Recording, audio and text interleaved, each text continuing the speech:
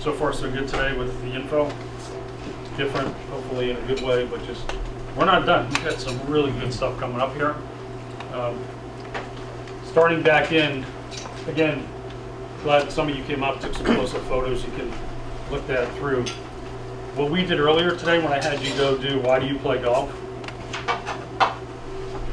I know that's, with all due respect, a highly sophisticated, highly technical, highly whatever, like wink wink survey. If you think you can draw even a straight line, then you can do one of these at your facility. And I think Leo or somebody mentioned that they recently sent something out, but give this a try in your golf shop, and the physical act of maybe a post-it note, maybe one of those little round sticky things, and one of your members actually physically putting it there, and you engage them in a conversation about why they play golf. It can be very enlightening, very eye-opening. Again, this is on that front end. I know what you're thinking, highly sophisticated, highly scientific, I get it. Smile. Draw a straight line. Why do you play golf? I mean, simple. So good, no, thank you so much. You're welcome. Thank you. So, take this, I mean, I just do this, I don't bring the actual sheet, but you can do something like that. This could be the look of your own, why do you play golf with your members? And if something comes back like this, and maybe you're heavy on individual private lessons with all the what and the how, and maybe your member play schedule is heavily influenced with individual stroke play, and your members might be down that end, maybe that sheds some light on, wow, maybe I should look at my teaching offerings to be different. Maybe my tournaments for the club should be a little different. This, in the very beginning, was what we thought made sense, and what I believe in it. But here's where I needed your help when we started getting feedback, and we started getting PGA members actually did this. This is the most powerful stuff. We've got a lot of different examples. I pulled a few. Remember Lynn, Chris down in Kenwood? A real person, a real PGA member. Lynn at her facility. Why do you play golf? Now, here's the feedback she got, and I don't think there was any rhyme or reason to the color codes. It was just different sticky things. So she gets this. She did it this past spring at one of her opening events. She did something really brilliant. We didn't think of it here. It's the beauty of putting things into place, doing things in real life. So Lynn does this. And we have other examples where PGA members found some fantastic information, again, from this highly sophisticated, highly technological, it's a straight line. So what Lynn did, she's wicked smart. You hear this in golf a lot. I play golf, but it's too hard, takes too long. This was fascinating. She got so much information out of this that she ended up this year, and she's going to share with me the results, but she changed up a lot of her programming and teaching once she got this. And as people were putting that up, she had her and her team engage, get them to Q&A and talk some more. People just appreciate when you just ask them a question. One side of the story. Anybody here know Mark by chance? Just always asking about. You'd be surprised across the country, a couple of hands go up. And, yeah, I know Mark. PJ member, Northeast Ohio. Like, rolling back maybe 2 years ago, when we started putting this together, we were doing 1 and 2 hour teasers on the workshop. We mentioned this, basically. And would anybody give this a try? So more people like Lynn and others are doing it. Then Mark is sitting there and basically says, you know, I got nothing to lose. Been in this club almost 10 years. hitting tough times, felt like he was gonna get fired. He's like, basically, what the hell? I'll try anything, I'll give it a try. So he's got a ladies group.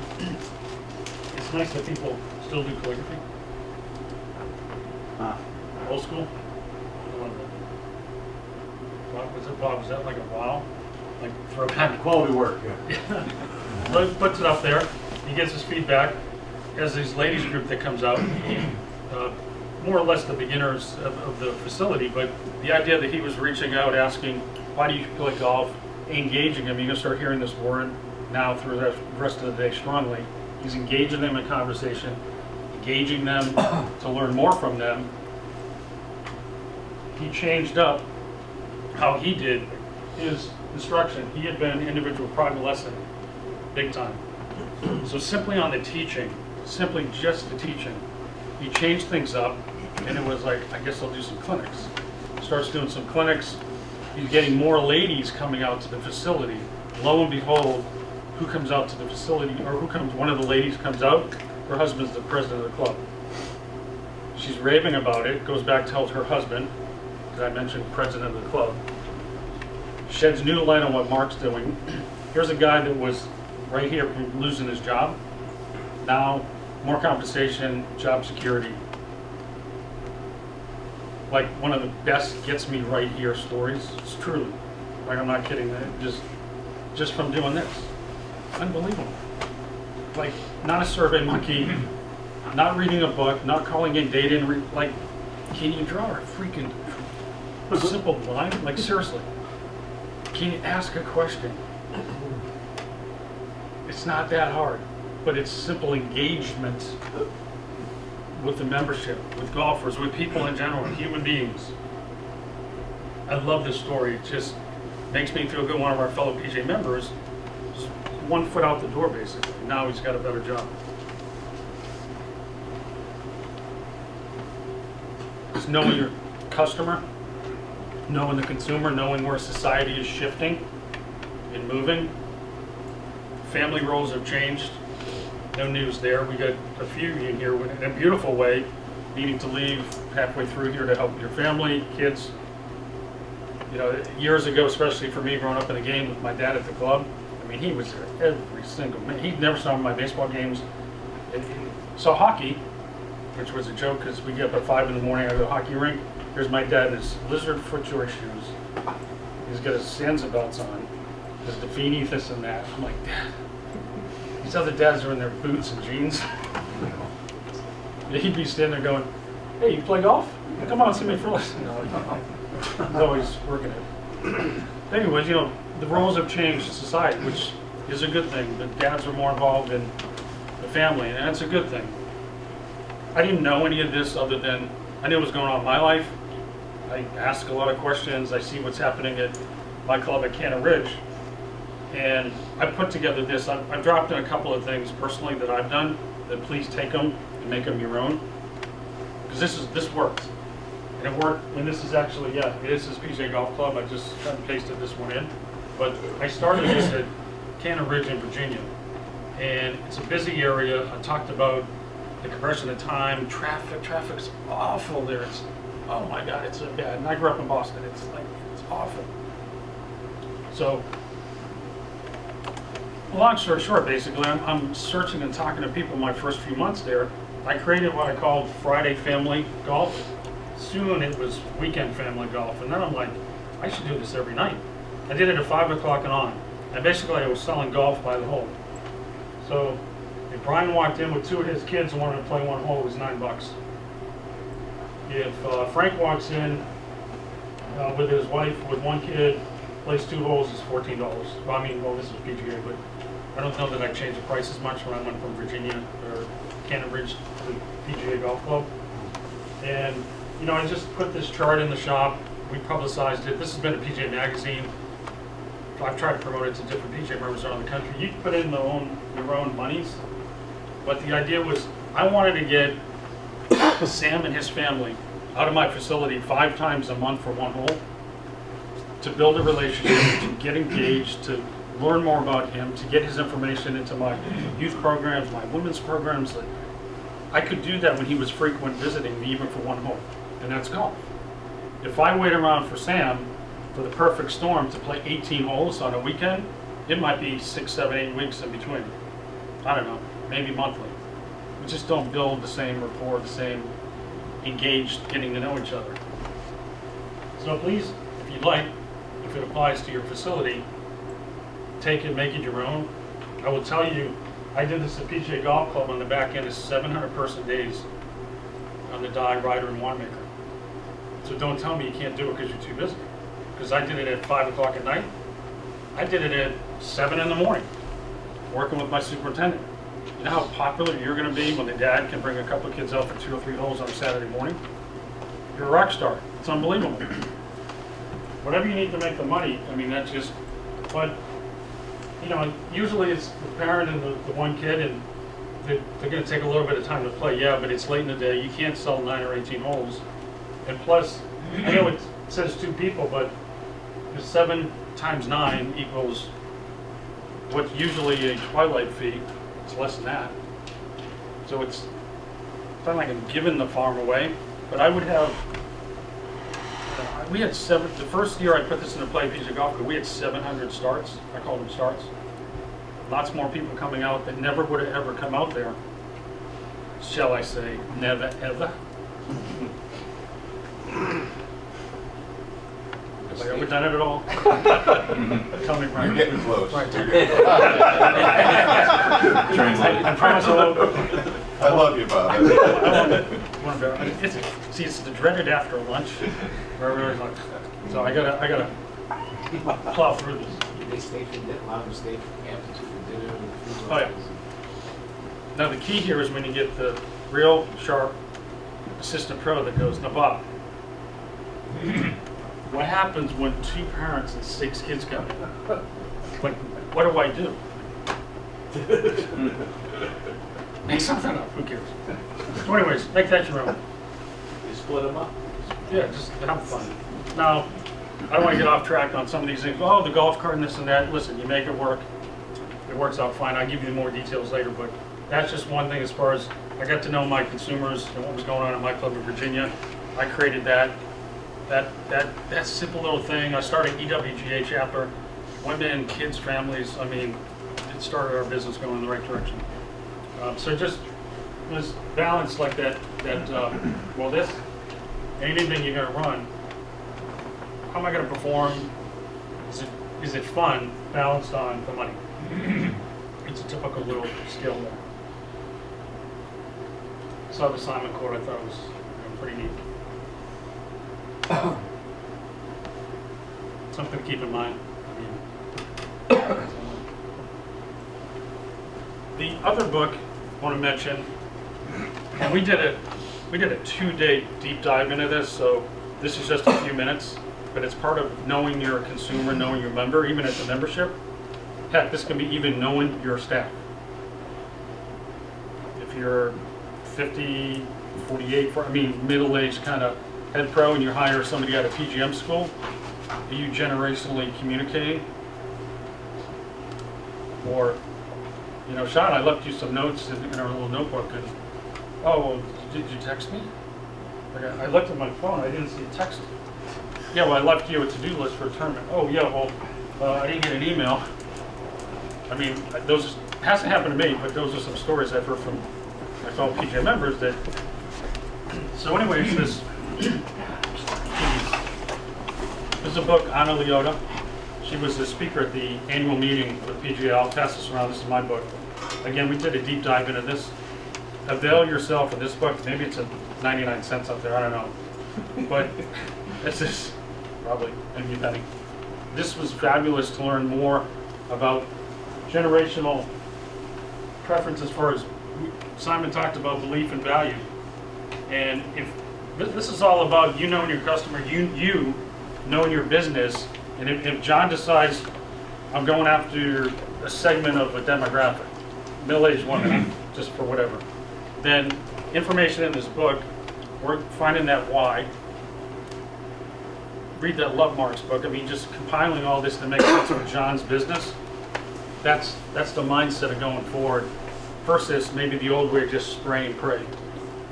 with, let's say, an email or communication or a flyer, the days of just putting up one little flyer and just hoping that heck everybody likes it. If you're in a heavily Hispanic area, you better say family, and Hispanic and Latino are actually different within one bucket. So you may have to in the future make 5 or 6 flyers. It's just a phrase I use. Maybe it's an email preference. You've got them in different buckets. I don't know. It just is a little more work, yeah. Or you can just do the proverbial one flyer and give it a go and hope you connect with people. I'll pass this around as well. You can just flip through that. Terrific book. I met her and I said, I always ask everybody, where are you from? And she said, oh, you know, the East Coast. I said, oh, you know, whereabouts? Like Northeast? I said, oh, I'm from the Northeast. Where? You know, where? She goes, well, Massachusetts. I said, oh, I was born in Boston, but I'm from the Boston area. She goes, oh, my dad grew up in the Boston area, one of the neighborhoods. I said, oh, which one? The North End. I said, my dad grew up in the North End. Turns out my dad and her dad knew each other. It's a small world stuff, right? So these, on this flying and stuff, this was about a year ago on the Delta magazine. Started reading this information. This hotel industry is getting, excuse me, is getting way ahead of learning about different demographics. Obviously, supermarkets are good at this, car dealers, car companies. I mean, there's industries that are way ahead of the golf industry in this regard. But just keep your eyes and ears open about, there's information out there just you can read, peruse. This happens to be in Delta. It's learning about, I think it was about millennials that they're not really interested in the nice Marriott. They're okay with lodging, but they want it to be organic and it doesn't have to be a big brand and things like that. I'm reading this and my mind is always going, what little nugget can I take from this that'll help my business? I know I'm old school, I get the paper delivered. Sorry. But it's good because it's Parade Magazine, thing on boomers and millennials. There's this information out there. This is the newspaper down. It actually even covers the PGA Golf Club. It's the Treasure Coast, St. Lucie, Martin, up to Bureau.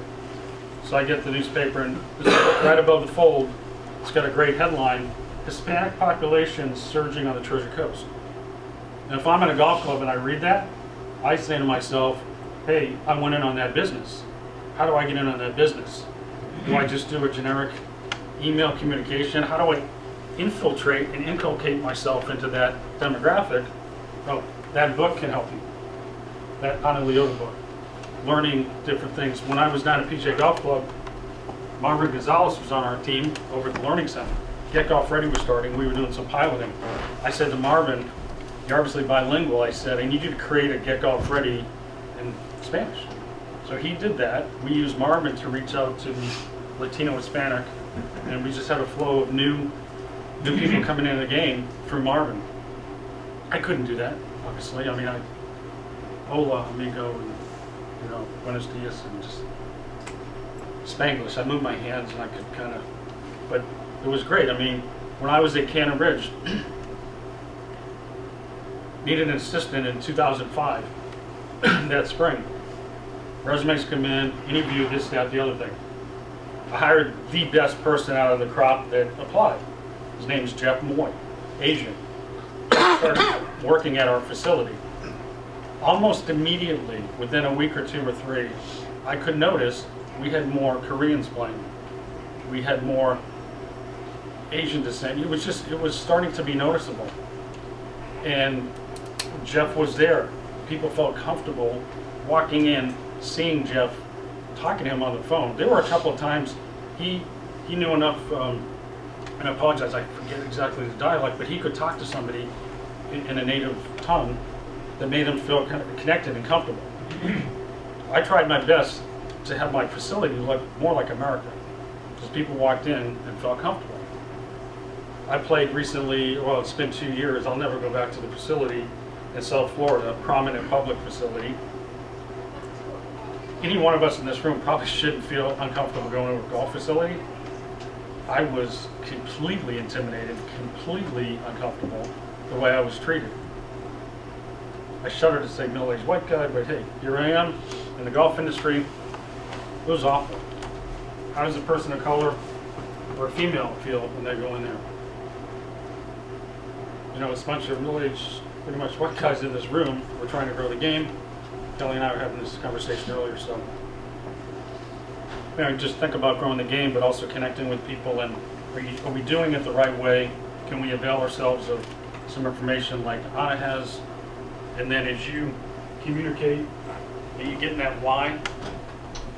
There was a young assistant out in the Chicago area. He's at a private club, very old, very traditional.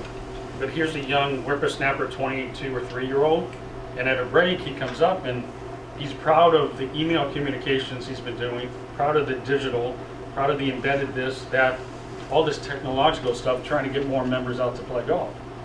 I started asking the questions, we're talking. I finally realized his average age, or he told me it was 70-something at his club. And I said, hey dude, have you thought about picking up the phone and calling some of your members?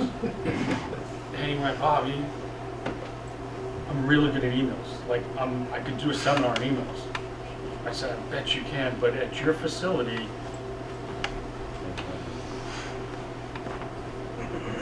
you've got traditionalists, you've got that 70-something, 80. They want you to talk to them face to face or call them on the phone.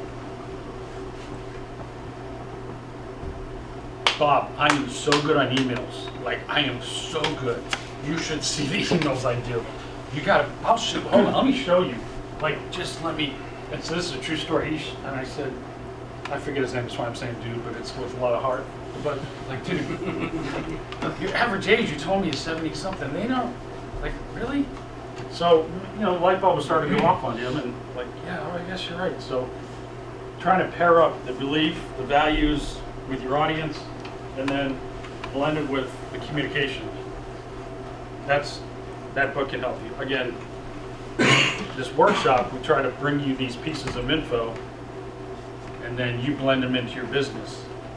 The why, find your why, create your why, get that why going. Love marks, high love, high respect. Emotional connections, emotions lead to decisions. Knowing your customer, being more proactive to do these surveys, learning more and as much as you possibly can about your consumer. Pairing that with knowing their values and beliefs, know what here, what resonates, and how best to communicate. So, I mean, that's, hopefully now it's like the light bulbs are, this is what today is about. And it's not about a program. And everybody here is different, and you're gonna go after your business uniquely and different at your unique facility. So it's not about a program, I'm sorry. But it's you taking this information. Our team's happy to help. You gotta make it your own at your facility. This is a cool little chart that's, I think it's within Anna's book, but this slide, you know, I think about putting this by the phone, maybe at the right facility. Somebody calls in and you can sense that they have a certain age. Maybe just having a little snapshot here could help with that communication with somebody right on the front line.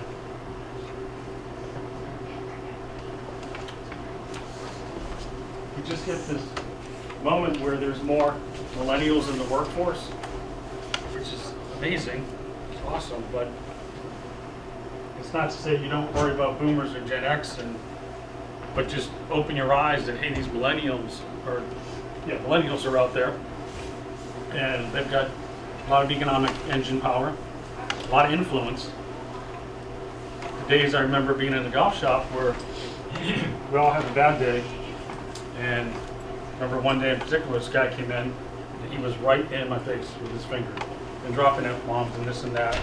And I'm going to write a letter to the Better Business Bureau, and I'm writing a letter to the PGA, and I'm writing a letter to the USGA, and he's whipping off associations he's writing letters to. I'm mortified because I want to do the right thing and make everybody happy. Right now, millennials, that experience, yeah, we'll see you later. They head out the door until 2, 5,000, 10,000 are favorite. They'll just It is definitely more scary, so if you're going after that business, that's a good thing. Realize their reach and how to communicate and what their beliefs are and their values is pretty much tied to this. I've read an article recently that said, if you fancy yourself an entrepreneur and you're looking at starting a business going forward, if it can't be tied to a phone, don't do it. Pretty interesting. You can use that on the show. We share. Yeah. Your ratings are gonna go.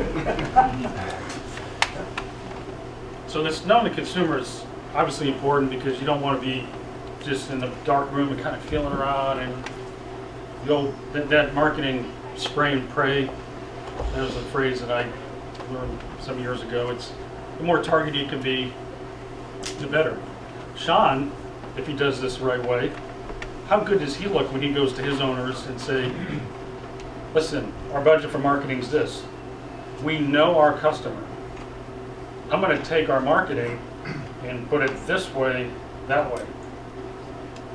Did I lose you?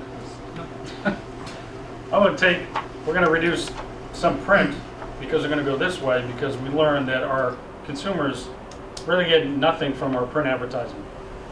Or maybe you need to up the print. It's just knowing the consumer, and this guy here just, hey, saved us, but put our marketing much more where the ROI is.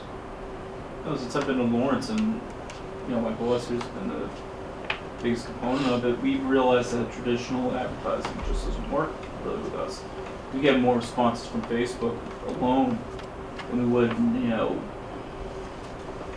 advertising a marina, let's say at a fisherman's magazine or a golf programs in a magazine that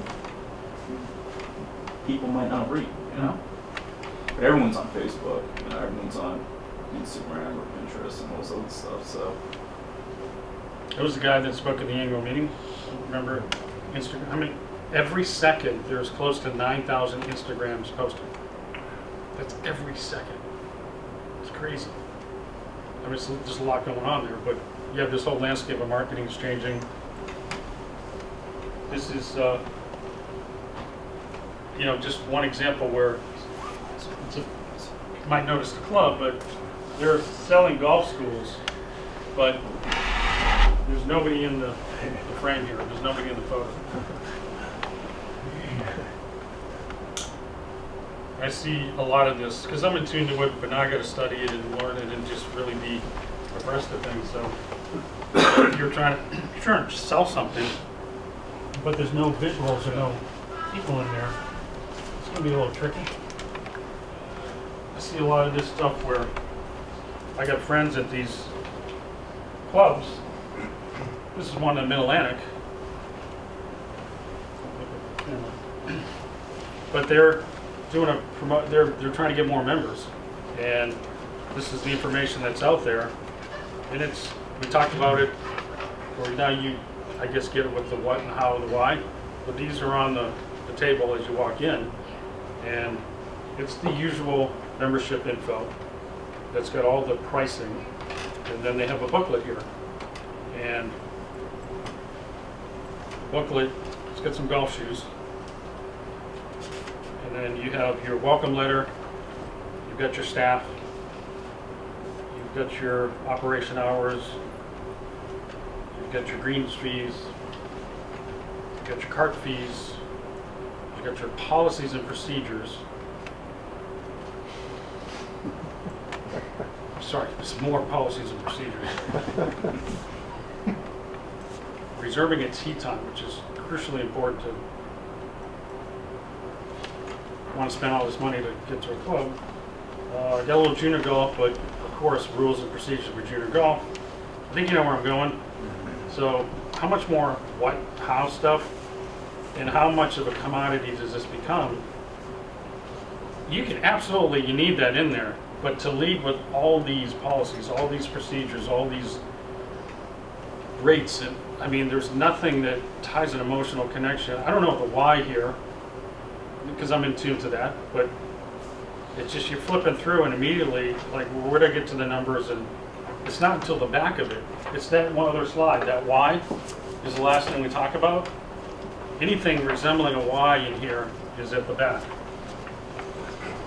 This is one of my dearest friends in life. Literally, it's go Bruins. Literally, Uncle Benny grew up, and he just went with another guy to buy this Pawtucket Country Club. And there's exceptionally beautiful photos of landscape in here, but there's not one photo with any human. And he sent this to me.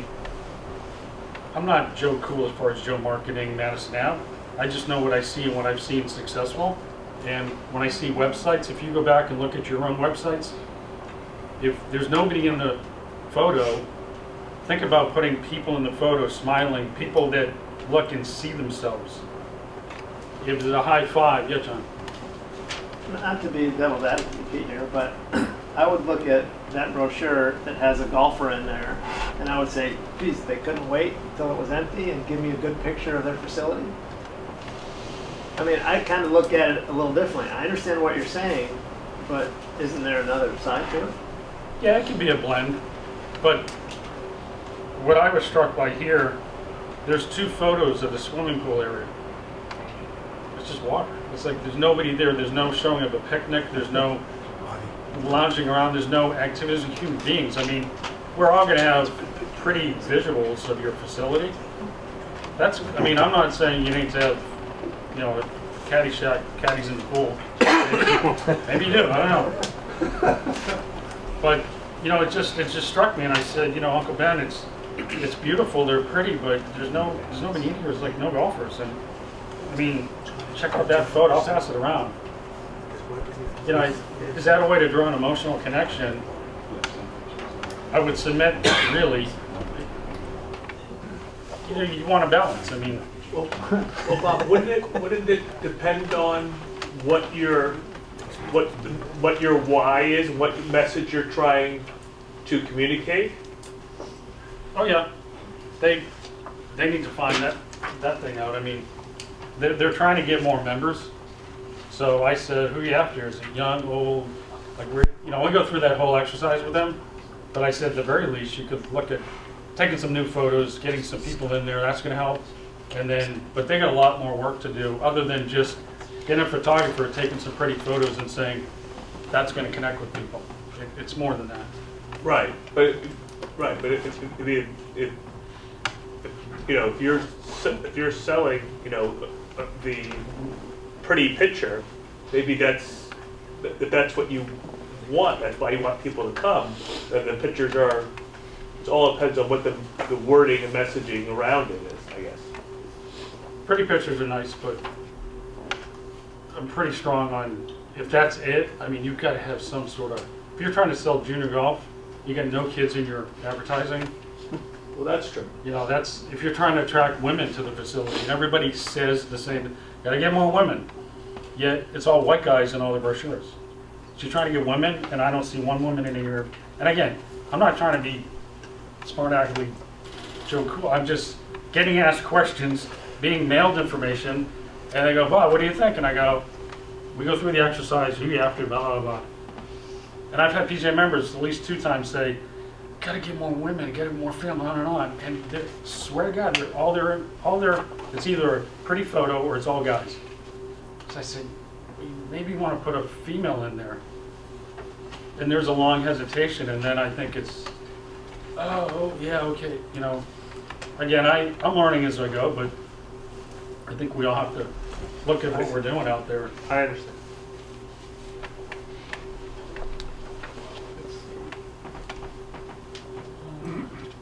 Let's dive into this section, and we can take a little break coming up.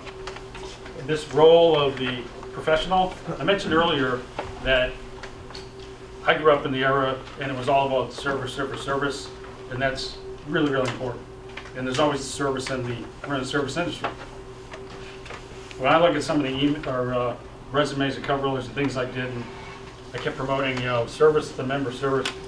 I've learned, experimented, stumbled, learned some more, learned from others, and then as we put together this workshop, that if it's all about service, it's in that customer satisfaction realm, that there's a huge, important engagement that needs to happen as well. So it's great service, but also the more you and I engage with our members or golfers every day, that's going to help draw more business. So obviously the role is changing. Talked about change in life. Everything's changing for the good. You don't have, just think of a million industries or a million, I don't know, tape recorders or whatever. Everything's changing, everything's trying to get better. So our role as PJ members has to evolve as well. Here's this one example we used that, I don't know if anybody knows Tony. Son of a gun made a hole-in-one the other day. He's got on Facebook, he won a Mercedes. Yeah, right? True story.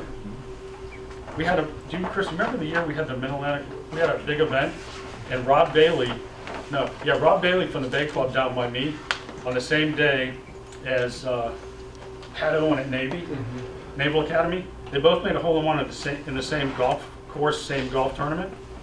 Pat won a brand new Lexus. Rob won a full set of Pal Joey golf clubs. Absolute true story.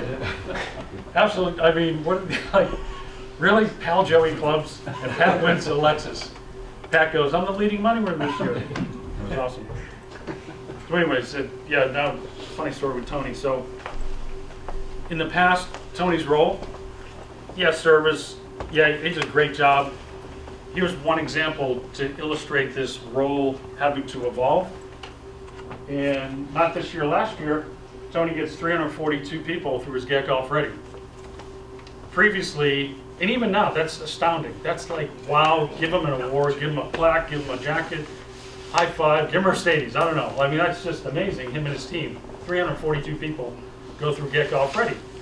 In the past, okay, is that it? Out of those 342, that's a big miss here. If he puts all that time and energy into Get Golf Ready and service and promoting something, now does the next year, he just does it again, get 343, and then the next year 344, the next year 345. Can we read that stat that 2 to 3 million people get into golf every year, and 2 to 3 million get out, or whatever the numbers you want to throw around. So Tony did a nice job of realizing I got a lot of people exposed to this. I got a lot of people through Get Golf Ready 1, basically, but 28 played one round or more. Just a minuscule out of that 342. So Tony, good for Tony. He started to ask some questions. He did his own surveys. He's trying to know his customer. And the end result was they were still feeling uncomfortable and not knowing. I mean, granted, it's just Get Golf Ready 1. But after Get Golf Ready 1, there's enough PJ members thought, well, you're ready to fly. Here's the pixie dust, and away you go as a golfer. But a lot of these people will just drift out of golf. Tony kept putting his hand on the shoulder of them, figurative and literally, and said, you know what, we're going to have you come back and start to do these engagement events. So he created 40 yards of fun. So you went through Get Golf Ready 1, feeling good about yourself, having some fun, but then even a lady going from the ladies' tees can be 3 football fields to the green. That's a long way to go. It sounds like, oh, well, the men's tee is there, 400 something, and then the up tee, and then a men's senior. Well, the ladies' tee is right here. But in many cases, that's 3 football fields. So that's still a long way to go for a new golfer, especially some of the ladies, very intimidating. He says, whoa, we're going to condense this. I mean, 40 yards is not much more than the length of this room right here. So it's attainable, it's small enough, people can have some success. So he does that, and now more people are coming out, and he gets them back in a Get Golf Ready 2, and then another engagement event, and then he just keeps them coming along. So, not that he uses this phrase whatsoever, but is he evolving from just a title to something more that's emotional with people? Is it more from, oh, Tony's our director of golf, to, oh my God, Tony's the best. I mean, we could say that about many of you in here, well, probably all of you.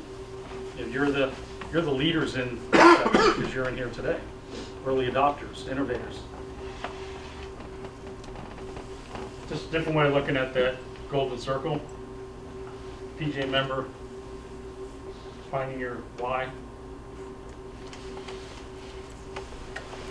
I'm gonna mention this and then stop, pause, but it's got a good flow to it. This is the first visual you're seeing of this consumer pathway.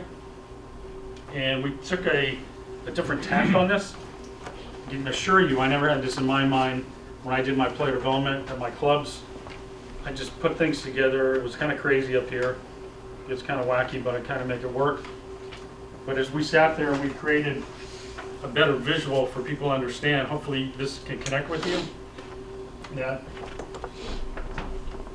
You've got new golfers uncomfortable. They don't want to get hurt out there. It's a simple, I mean, they're just new to the game.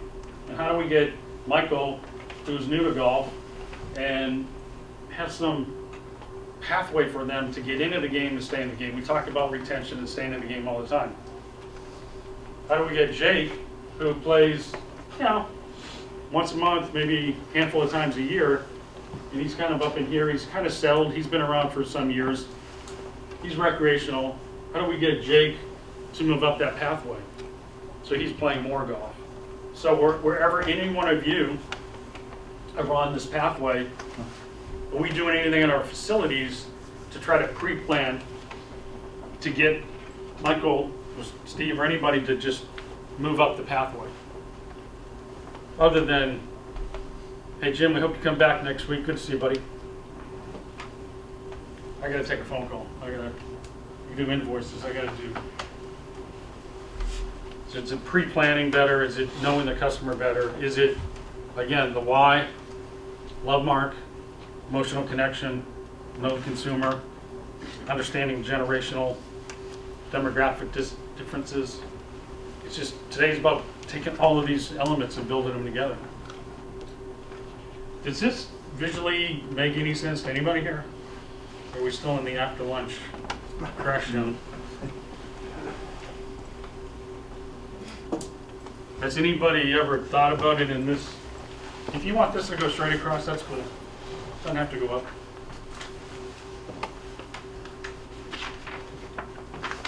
I know, similar to what Tony did at our place, we did beginner levels. So level 1, and then that's like a 1-month program. They graduate, we give them a graduation certificate, everything, to level 2, level 3. And the whole point was that the level 1 is their beginners, learning how to do different things, basic stuff. Level 2 is, half of it is on our executive course, half of it is at the range. So we kind of bring them back and forth, bring them back and forth. And level 3 is, it's all on the executive course. So they could see that they're graduating. Right. And then the whole point of it is letting them know the whole time that when they're done with level 3, they're fully capable to do whatever they want. So they don't have to feel ashamed or shy about attending any of the other adult clinics because there's this thing like, oh, I'm a beginner, I don't want to take away from the other people. They feel like they could go right in and join any of the other programs that we offer. Plus, they can take private lessons if they want. So they're moving on up into that. Good progression, yep. And they're also able to play on their own on the exec course. Very nice. And then, meanwhile, we'll bring in another level 1, level 2, level 3. And our, so, That's good stuff. That's perfect, yeah. It's just, people need to be brought along. It's, you know, I've looked at this and different people have said, it had me like, we don't in golf have that like karate thing with the belts. People just, it's you do a springtime clinic this and there's a lot of one-off. And people need to navigate and what 14 clubs, 18, like what's going on? I'm confused. Well, the thing is, I'm trying to get them onto, it's more, I guess, kind of a beltway actually, but you try to maintain the momentum of the people who get started. Yeah. Because then when you do get all of those reasons why they stop playing golf, children or at work, whatever it is,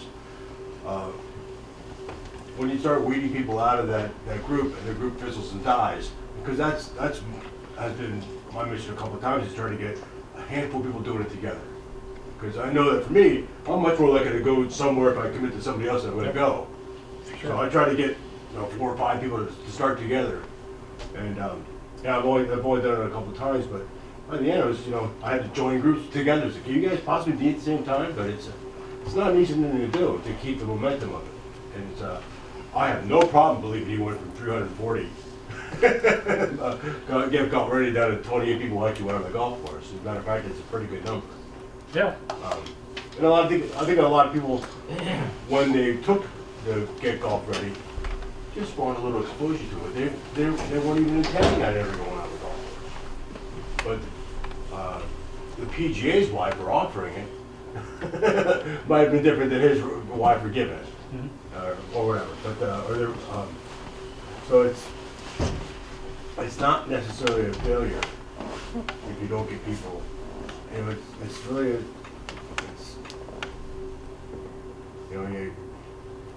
I was way after I'm putting eggs in an incubator, and I got no idea when they're going to hatch. But if they come down to the facility and they've looked around, it may not be such a barrier next time. So it's not a failure if they don't show up or you quit. But at least I have to tell myself that to keep them crying. Yeah.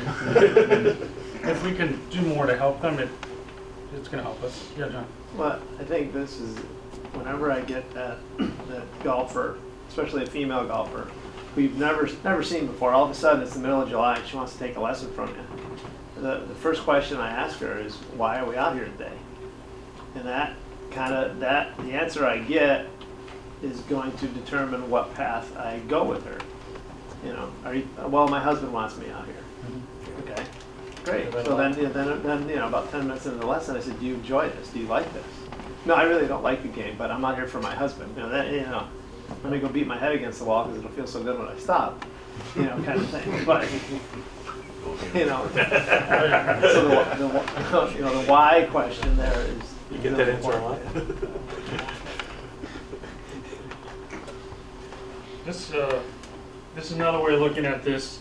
Again, to me, and I say this like with humongous respect, believe me, like y'all and I, PJ member to PJ member.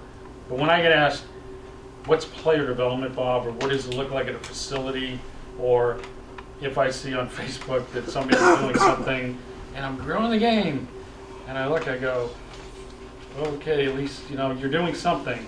If you're really doing player development to what we feel is holistically at your facility, and everybody's on board, and everybody from working on maintenance, everybody's just on board. They understand this thing. It has more of a look like this. You've got constant, to James' comment, you're building on top of building on top of building on top of events, programs, you name it. And at every level, it cuts down into inspire, engage, convert, retain. Inspire, engage, convert, retain. It goes right up this pathway. That even somebody that's integrated and committed to golf and lives and breathes, there's still a way to keep them inspired to play more golf. So you inspire at the low level, but there's ways to inspire along the upper level. There's ways to engage a brand new beginner. There's a way that right now, today, we could go out and do it. Literally, we'll call it an engagement event. Maybe some of you haven't played much golf lately, haven't touched a club in so many months or whatever. Does an engagement event rekindle the fire for you to play more golf? A lot of people, they just need somebody to say, Brian, come on out, we're going to do this fun event. Oh, okay, yeah, thank you for asking. So it's just, everything's building on, for an example, a Get Golf Ready 1, then a retention or an engagement event, then a Get Golf Ready 2, and then another event, and then maybe a Get Golf Ready 3. Or don't call it Get Golf Ready. You're proud of your own adult player development program, and Brett says, I call it Brett's crazies. I'm trying to zone it out. But at least Brett has something he's plugging along through the year, and it's more than just an occasional clinic. And it's just building this pathway and helping people go up the pathway. So you've got interchangeable retention events, engagement events. It can go either which way. But it's a lot of pre-planning for the year, so that it's not so last-minute knee-jerk reaction. But right now, that's why these workshops are important. We feel in the fall until maybe Christmas, early January, you get time to build on this through the rest of the year. So Chip and ship. and sip. I think I need a sip. A full house scramble, I mean, we could make one of these, any of these, really demanding and challenging, or we can make them so basic easy for the beginner. So just, and these are just examples, I mean, you can plug anything else you want in along the way. Engagement is a means to an end, or it could be a means to a beginning. Either way, little play on words there. Some of the big words today: why, emotional connection, love mark, engagement. Leo. Do you get frustrated talking about this? Where you don't see more results from our peers? No. Now, I get invigorated that this is being embraced out there, and then realistic that it takes some time to get into, you know, all the way to Bob's comment about we charge out this door and we're gung-ho, but then you do run into some owners or GMs that don't understand or see things the way we could see them. Because what James just said was great. I mean, it was tremendous. About 10 years ago, I spent an hour with Don Law. Never met the guy before. I read a couple articles about him. This is 10 years ago. I spent an hour with him down in Florida. Try to go fishing with them. It's even better. If there was 27,000 Don Laws, there'd be 50 million golfers in the United States. I mean, the guy was incredible. But that was just spending an hour with the guy. I've gotten to know Don real well. There's a lot of Don Laws out there, but there's a lot of Leos and Bretts and people and James and Bob. I mean, there's a lot of PGA members that are trying to do everything they can, and you just learn different things and share. But the systematic in the industry was, I'm not trying to cast a big net, but to grow the game was discount. Oh, we need more golfers, discount. Oh, we got to get more lessons, discount. So it's a new thinking. It takes some time. Yeah, James. Yeah, I know one of our assistants, Lois, she does a lot of the ladies' clinics and stuff, and so our ladies' clinics are generally Friday mornings. So she started out with 5, 6 women, grows to 12, 15, and then she knows that they want to play. So she tells all of them, tell you what, if you show up Wednesdays 7 a.m., let's go out and play. She's now got 48 women coming.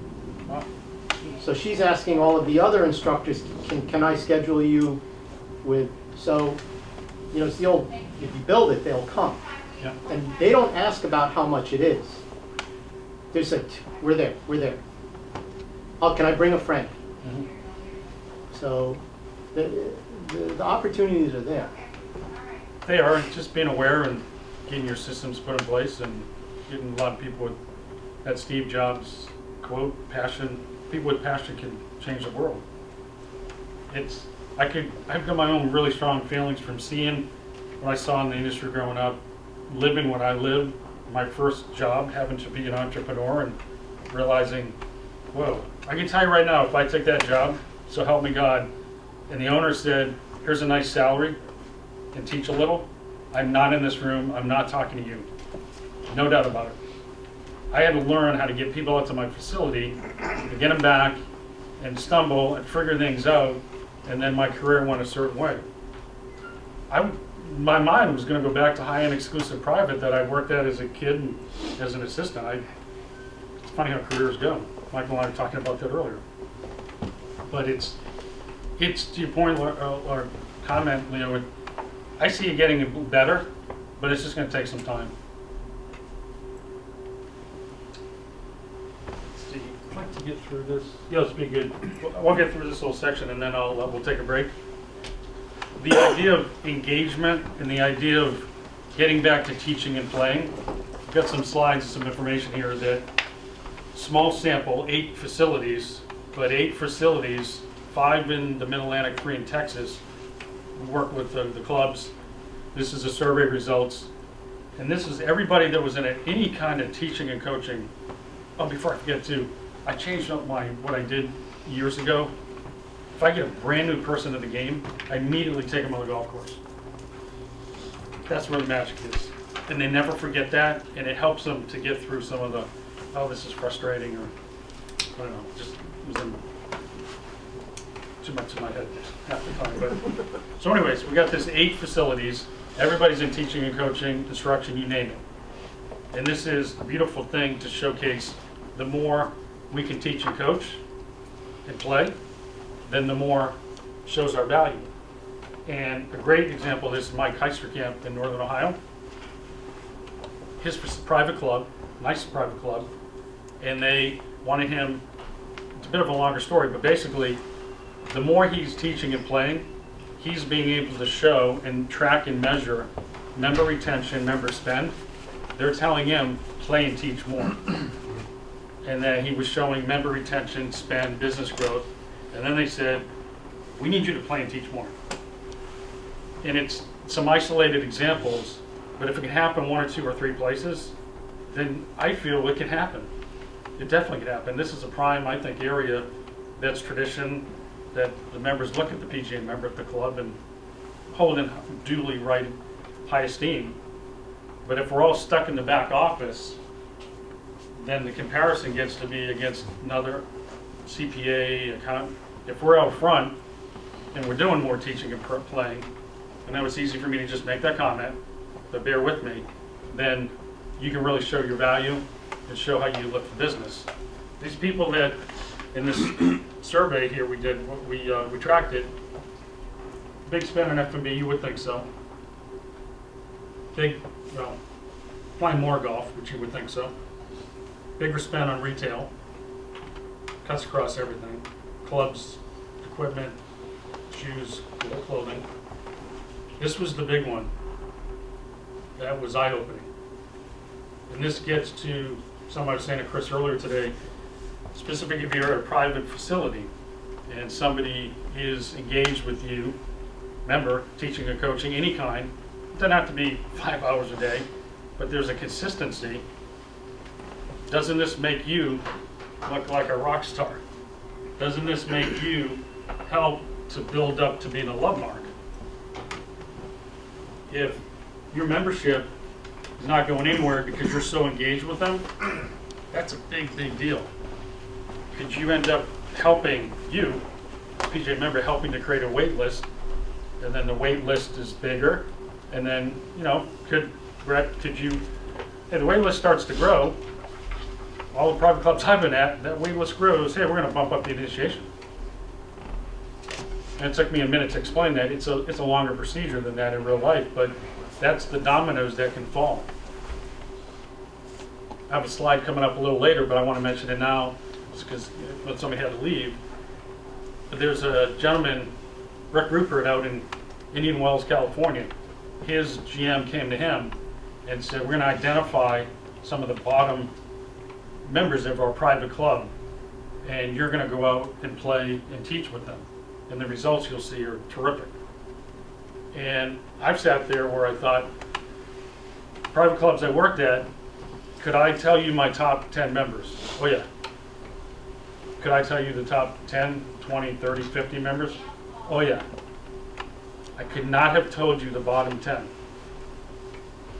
In my, granted I'm assistant pro and learned a lot in my life, but if you're sitting here and you could go back to your club and work with whoever you need to work and find the bottom 10 members in your club, and by that I mean maybe they're just not around much, they haven't played much, they're out of touch.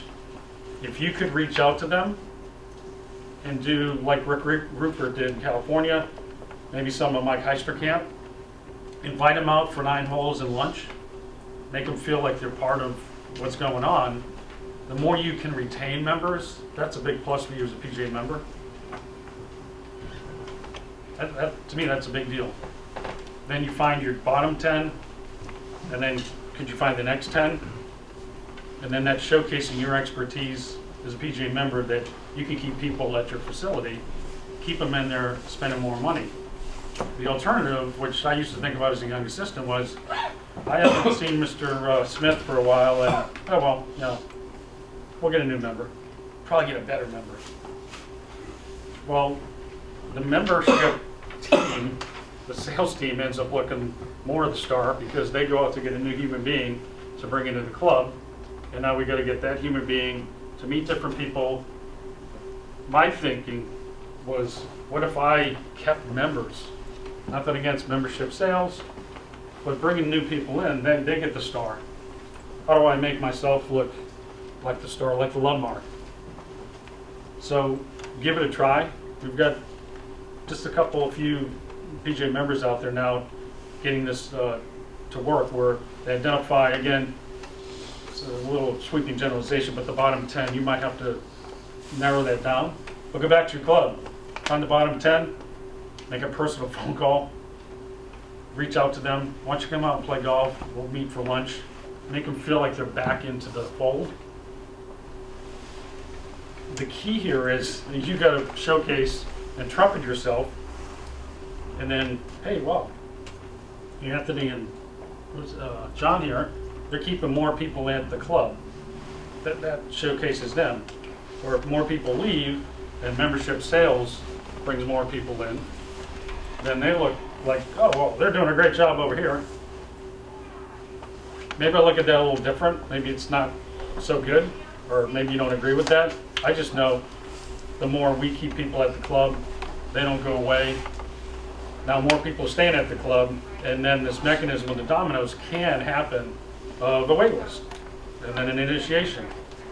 Well, one final thought I had was, if I'm doing all this and it's December 6th, and our initiation, let's call it 50,000, I'm going to go to my GM and say, listen, if I do all these things and I keep these members here and I'm doing all I can to engage with them, to have them at the facility more, certainly specifically golf-wise, and we end up with more people wanting to join, but we have a wait list, and this club decides that initiation now is 75, and it might go to 100, I'm telling you, I'd say to that GM, I want a little piece of the action.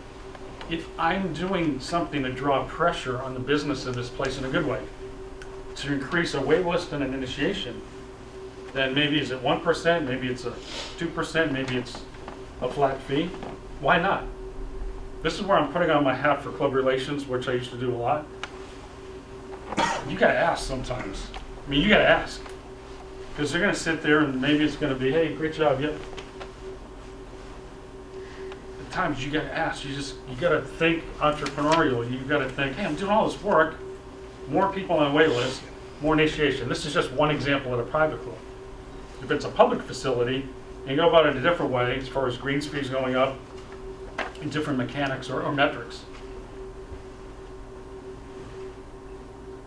I mean, does that make sense? Does that, you think I'm, Absolutely.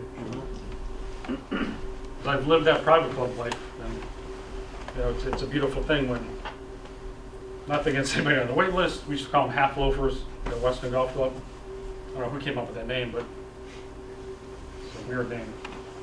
So again, this membership, activation, engagement is a big, big deal. But hey, my best friends in the world are superintendents. Gee, I mean, there's nothing against them, but their expertise is not what we do. And we're the ones that can really drive this business engine, this membership retention, on and on and on. So if we keep our eye onto more teaching and playing, and using all the aspects of this workshop, that's going to help your business. I know it in my heart. I've lived it in many, many respects. Would never stand here and say I did all this stuff, because I didn't do it all. I didn't know much of it, but I used enough of it that I can vouch that it worked. I think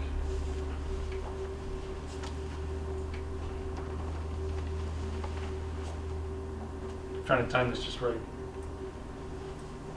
You want me to get through this one little section, then we'll take a break? Or how are we doing? You want to take a break now? All right, this is it's real life, a few quick stories on engagement and things I've lived and examples of the power of engagement, and certainly trying to know the consumer more. And this first example is from Davenport, Iowa, from this last February. Yes, I did go to Iowa in February. It's a wonderful place. Iowa pros are awesome. And so I'm in Iowa for a full week, flying to Des Moines to do a player development workshop. Tuesday, driving to Davenport to do a Wednesday Quad Cities Davenport workshop. I'm with Frank Keppa, Player Development Regional Manager, Illinois. He's with me. We're driving, and as we're driving over, he's talking to one of the guys we're going to see the next day. The guy says, a couple of Italian guys, right? Oh, there's an Italian place. You got to love it. You got to go to this place. Got to go to this restaurant. So we say, great. So on our mind, we're thinking about it. Even I think Frank even said, I think I'm going to try the whatever. So we pull into a Hampton Inn. I know, travel extravagant. And so we pull into this Hampton Quad Cities. And literally, probably where the tennis court is, right across the parking lot, is this Granite City Brewery Company. It's basically again, research. I didn't steal anything. It's all about research. So Frank and I walk into this place that, is it TGIFs? Is it, think about someplace around here that's a terrific, fun, not a 4-star, but it's just a solid place to get a burger and a brew. Hence the name, Granite City Brewing. So as we walk in the door, the hostess says, it was really cool. She's like, oh, is this your first time here? We said, yeah, it is. Oh, great. You're going to be seated right over here. So then we sit down, and she puts this right between us. So I go, oh, that's pretty cool. So I start reading this little info on the history of the facility. First sign of engagement, first sign of a little connection. And I say to Frank, this is pretty cool. I like this. It's pretty neat. Then we start talking about dinner that night, because we got dinner on the brain, right? So then the waiter comes up, the server, and she says, hey, so glad you're here for the first time. Really appreciate you coming in. I immediately thought, how the heck does she know it's our first time? Oh, wow, that's pretty cool. Hostess said something in there. Oh, that's a nice touch. What a neat place. So then the assistant manager walks by after we ordered and said, really, really appreciate you coming in for the first time. Everybody kept saying first time visitor, first time. Puts down this little appetizer, free appetizer. I thought, man, this place, my radar is up big time. I'm doing these workshops. Now, this is the point where I start thinking, at my golf facility, how many times did I fail to really identify a first-time golfer, or a first-time visitor? And then, did I communicate this? No, I didn't. Could I have communicated it? Yeah, I could have come up with a system. Then somebody walks in, Chris Kenny walks in, and somehow you're radioing and letting people, our staff, know it's the first time. And what are you doing to engage and make that connection?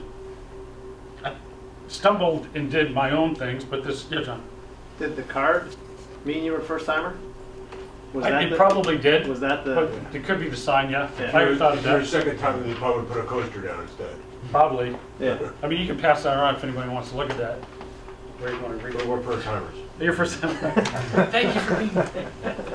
So then we order, big time, got a salad and a soup, and here's the actual receipt. And no charge for the soup. No soup for you. The soup Nazi was not there. So these things are piling up. I'm going, man, that's just, so they had that communication. They kept thanking us. They put down the little coupon thing. We got a soup and a salad, free soup. But wait, there's more. So then we're sitting there, kind of getting ready to go, and all of a sudden, Dad, here comes some warm, homemade baked cookies. I'm like, you gotta be kidding me.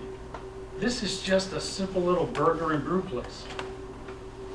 It's messy because I opened it quickly, just to, data research. I put it together and go, hey, Frank, don't touch it. I gotta take a photo. So I said, Frank, we gotta use this in the workshop as a great example of engagement and just paying attention and just making these connections with people and getting them to understand a little about the facility, right? And for golf in this case. So I sat there, I looked at Frank, I said, what are the cup of soups and home cookies can we do at our facilities? What are these little touches that could mean a lot? What are these little emotional connections at our facility? What of our cup of soups and what of our cookies are we doing? Or is it just, you take the money, people go play, they drift away? How do we get the loyalty for people to come back? Guess where we had dinner? Like we can't, let's say, it would just get into it. I was like, Frank, we can't go to the Italian. I want to come back. Like, we're making these connections with everybody. It was unbelievable. It was striking to me. It was all about engagement. It was all about, it's really the small little things, but I thought they did a fantastic job, and it wasn't elite 4-star fanciness. And I know a lot of PJ members are, I'm short-staffed, I'm this, I'm that, I'm at a blue-collar club. How long ago were you there? This February. Are they still there? Yep. They actually have, it's a little bit of a chain in the Midwest. I never heard back from the CEO, which is ironic. But I wrote a letter, I just said, yeah, it's quick, kind of short and all that, but I thought it's nice when the nice things happen. I never, it's kind of crazy. So that's just, one example there. And then I traveling with my wife this past, I guess, a year ago now, and we came to this place, and this struck me too, was just the idea of the branding they put in this is one of those like hands and lotions and soaps places, and within 2 or 3 steps coming in, I've got a photo here, but this is immediately at the front door engagement. Immediately stop, hey, let me try this, that, the other, let me get you engaged with our business. And that's my wife sitting down. That lady did a nice job, very genuine and caring and authentic, but within 2 minutes, honey, can you get 5 of those things off the shelf there? It's like, wow. So I started taking some photos. What in my facility could I have done? I wish this happened to me 20 years ago. My radar wasn't up like it was recently, the last X amount of years. So what are the little touches you can do at your facility that makes sense for engagement? I've got some other examples coming up as well. But they had stuff all over the store, and again, is this an engagement? Little take on, I plugged it in because we're in. That's it. Get it? Get it? But this can be, engagement can be something like this. It can be something that.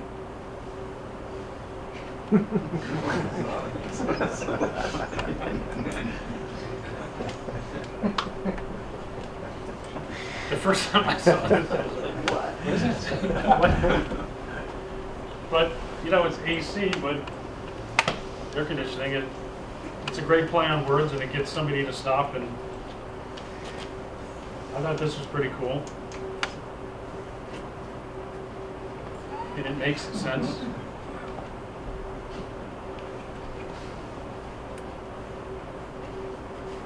I just thought it was, thank God they know the right use of your words. They cringe on Facebook something. Like, oh, no. This is just some things. This is at a burger place in Augusta. Happened to be drive to the putt, getting a burger. But just some neat stuff as far as what they integrate in locally, local info with the restaurant. I mean, just it gets you anything and everything, just small stuff. It doesn't have to be big stuff to build that connection, that engagement. This is actually down on PJ Boulevard, small restaurant down there, but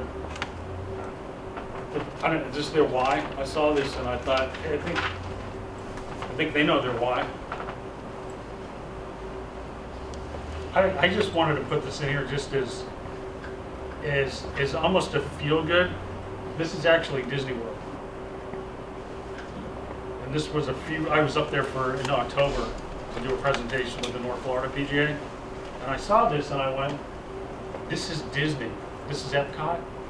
I mean, Disney, really, they have that? Like, Disney's the type that they would, in 3 seconds, magically, they'd switch out an umbrella. But I just thought, that made me feel a little bit better. Like, Disney can make, I don't know if it's a mistake, but just like, really? This umbrella, don't open it, it's broken. At Disney, I don't know, I just found that interesting. This is at one of the hotels, I think it's which one I stayed at, but just a cool little touch. Housekeeping, probably seen this. Dog? It's a little dog. It's a dog with the eyes are chocolates. And it's just fun little stuff that can engage. Yep. This is a different place that went up to do a presentation at the first tee, and they put me up at this hotel and get this little get pack. What are the little things that you could do? There's a great story at Orange County National that daily they pick one person and it's their star golfer of the day, and they do all kinds of, they get a special golf cart, they get a special place to stay for lunch. They make them feel $1 million. They're taking photos. They do a lot of nice touches. Now that person leaves and tells the world. Again, these engagement events or activities.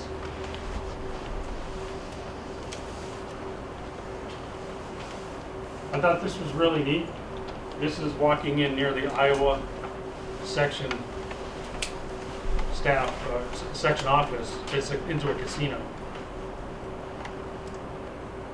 So the casino employees, everybody walks by that sign to get in that door. We actually walked in by mistake. I swear. I was looking for the Iowa section office. But took the photo, and then that's when you walk out. That just happened to be some things I thought were good engagement, even for staff-wise. This is a good friend of mine in New England that this was last spring. The weather started turning nice. Jim sends me this photo. He says, "Hey, what do you think?" And I said, "Jim, you got a lot of what going on here. You could make some improvements." So I think he's okay with me using this across the country. But to drive home a point, I put on my sandwich board years ago. Now I think back and go, "Oh man, that was poor."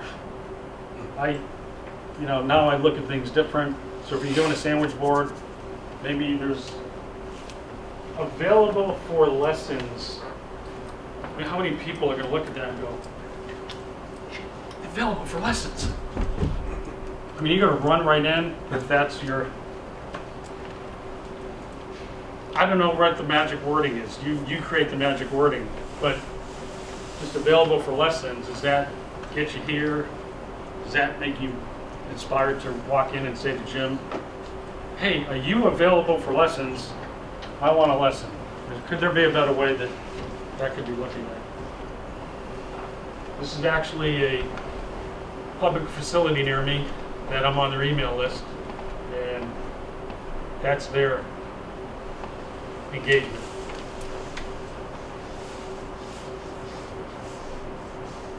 Who said sexy and really cool and great? Yeah, exactly. So I've met with this facility, but it hasn't gone anywhere with ideas to improve things. But this is the classic, it becomes a commodity. And you get that in the email, you get that, it's price, and you get another email, price. There's no emotional connection, there's no engagement there whatsoever. And then these are just examples down in the treasure coast all around me. I mentioned before, yeah, you can put the price in, but when you look at ads and the big fonts, it's all about rates and pricing and rates, and that dominates your eye, and this ends up being a commodity. And I'm not saying Indian Hills, I had a friend work there. I'm not saying next week they're going to be $99. They're going to be a cost affordable place. But if they could do some things, and this could be maybe 54, maybe that's 39, just lift it a few bucks here or there. The phrase in golf, you make it in nickels and dimes and you spend it in dollars. So if we can help them make a few more nickels and dimes, it can help. There's a basic, it's more semi-private, this Evergreen. But they're all about the price there, and I've You're talked supposed to... to have a phone book, so if somebody was opening it up and just looking, if this is just a phone book type of an advertisement, it's appropriate. Because people are just looking for a place to play golf, and how much is it? It's, I get your point though. These are, many of these ads, I took photos out of here. Where's, John? Sorry, Bruins beat the Islanders. We won a game, woo! But these are right out of the, these, like these, I took them out of the newspaper. And is there a way that they could, I'll leave this right here. Oh, John, you want to read that? Yeah, sure, bring that over here. I'll do a little research.